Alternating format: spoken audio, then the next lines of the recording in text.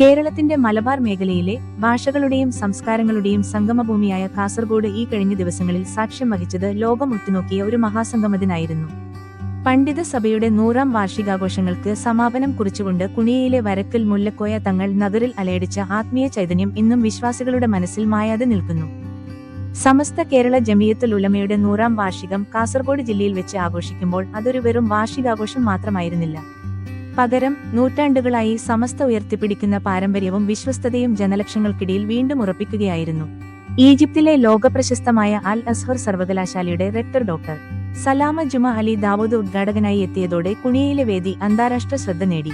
സയ്യിദ് ജിഫ്രി മുത്തുക്കോയ തങ്ങളുടെ നേതൃത്വത്തിൽ നടന്ന ഈ മഹാസമ്മേളനം കാസർഗോഡ് ജില്ലയുടെ വികസന ചരിത്രത്തിലും സമസ്തയുടെ പ്രവർത്തന ശൈലിയിലും പുതിയൊരു അധ്യായം കുറിച്ചു. 30,000-ലേറെ പ്രതിനിധികൾ പങ്കെടുത്ത ക്യാമ്പും അതിലൂടെ കൈമാറപ്പെട്ട ആശയങ്ങളും വരും തലമുറയ്ക്കുള്ള വഴികാട്ടിയാണ്. കാസർഗോഡ് ജില്ല എന്നും സമസ്തയുടെ കരുത്താണ്. തളങ്കരയിലെ പുരാതനമായ പള്ളികളും അവിടുത്തെ ആത്മീയ നേതൃത്വവും പണ്ടുമുതലേ സമസ്തയുമായി ഇഴപിരിയാത്ത ബന്ധം പുലർത്തുന്നു. ത്വാഗ അഹമ്മദ് മൗലവിയെപ്പോലെയുള്ള മുതിർന്ന പണ്ഡിതരുടെ മാർഗനിർദ്ദേശത്തിൽ ജില്ലയിലെ ഇസ്ലാമിക സമൂഹം മതപരമായ ചിട്ടയിലും സാമുദായിക ഐക്യത്തിലും മുന്നേറുന്നു. ഷാജഹാൻ ദാരിമി, ഹാരിസ് അൽ ഹസനി തുടങ്ങിയ യുവശൗര്യവും പണ്ഡിത ഗാംഭീര്യവുമുള്ള നേതാക്കളുടെ നേതൃത്വത്തിൽ സമസ്തയുടെ കീഴ്ഘടകങ്ങളായ സിസ്, SKSSF എന്നിവ കാസർഗോഡ് ജില്ലയുടെ മുക്കിലും മൂലയിലും കാരുണ്യത്തിന്റെയും വിദ്യാഭ്യാസത്തിന്റെയും വെളിച്ചമെത്തിക്കുന്നു. മദ്രസ വിദ്യാഭ്യാസ രംഗത്ത് കാസർഗോഡ് ജില്ല കാണിക്കുന്ന മാതൃക പ്രശംസനീയമാണ്. സമസ്തയുടെ പാഠ്യപദ്ധതി പ്രകാരം ആയിരക്കണക്കിന് കുട്ടികളാണ് ജില്ലയിലുടനീളം മതപഠനം നടത്തുന്നത്.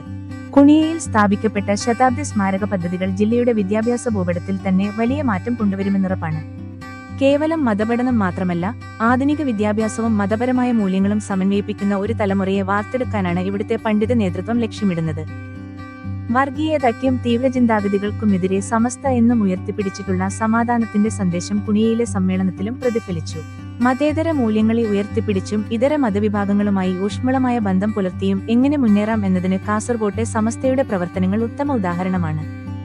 ചുരുക്കത്തിൽ, കാസർഗോഡിന്റെ മണ്ണിൽ സമസ്ത 100ാം വർഷം ആഘോഷിച്ചത് ഒരു വലിയ വിളംബരത്തോടെയാണ്.